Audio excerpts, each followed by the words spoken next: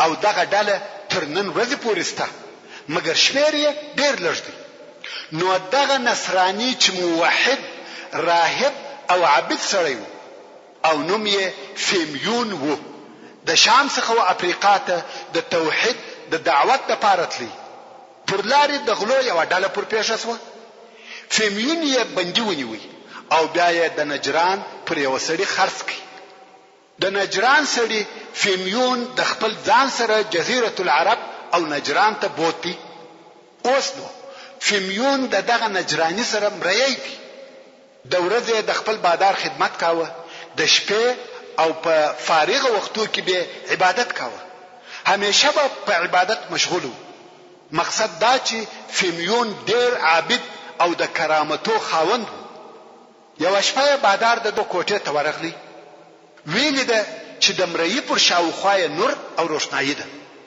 نو یې پوښتنه ځینې وکړه چې ته څوک یې او ستا دین څه دی؟ فیمیون هم د نصرانیت دین ورته تشریح کړي. سړی په شک او تردد کې سو، د دین په باره کې بحث ورسره کوي. په دغه وختو کې د نجران خلقو د یوې درختې عبادت کاوه. دغه درخت د ځان اله او رب بلل. دلته نو فیمیون د بحث په جریان کې خپل مالک ته وویل، که زما رب ستا رب هلاک کی نو ته زما د رب عبادت کوي؟ نجرانی ویل هو والله که داسې پیښه سي چې ستا رب زما رب مغلوب او هلاک کی، معلومه خبره ده چې زه هم ستا د رب عبادت کوم. فیمیون ویل نو ته د نجران خلق راټول ک، و به ویني چې زما رب ستا په رب څه کوي. نو یې د نجران ټول خلق په یو معینه ورځ و درخت ته راوبلل. خلق هم په هغه ورځ د درخت سره راټول شو. فیمیون کښېنستی، عبادت او دعا کوي و خپل رب عز وجل ته ډېره دعا وکړه، تر څو چې الله عز وجل د ده دعا قبول کړه او د اسمان څخه پر دغه درخت ټکه یا صاعقه راولوېده، تندره، او درخت ټوله وسوځل شوه. د نجران د خلق رب او اله نیست او نابود شو. نو د نجران ټول خلق و نصرانیت ته داخل شو. دا هغه معلومات و چې نصرانیت څنګه و جزیرة العرب ته داخل شو. د یو سړي په واسطه ټول نجران نصارا وګرځیدل. په وروسته کې یو نفر چې نوم یې عبدالله ابن سامر و او د ده څو نفرو ملګرو چې ځینې یې راهبان و، د نجران څخه و یمن ته هجرت وکړي.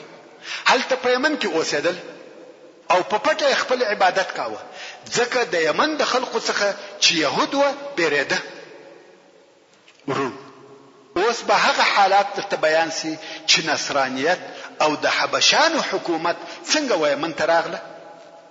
دا خو مې درته وویل چې عبدالله ابن سامر او د ده څو ملګري چې نصارا و او ځینې راهبان هم و، د نجران څخه و یمن ته هجرت وکړي او هلته په پټه خپل عبادت کاوه، ځکه د یمن د یهودو څخه بیریده.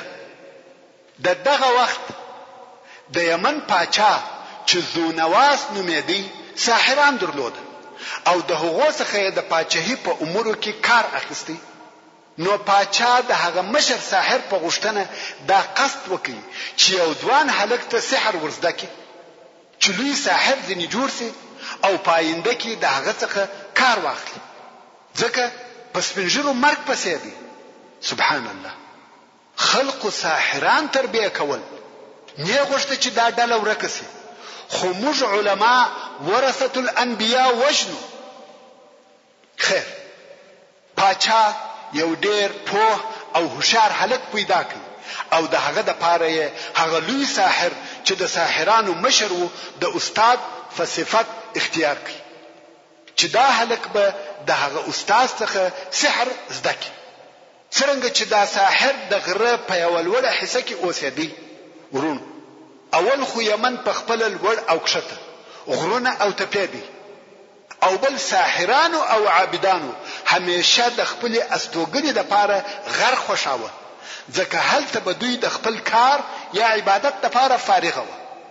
نو دا هلک به هر ورځ و هغه لوی ساحر ته چې په غره کې و د سحر د زده کولو لپاره ورتلی.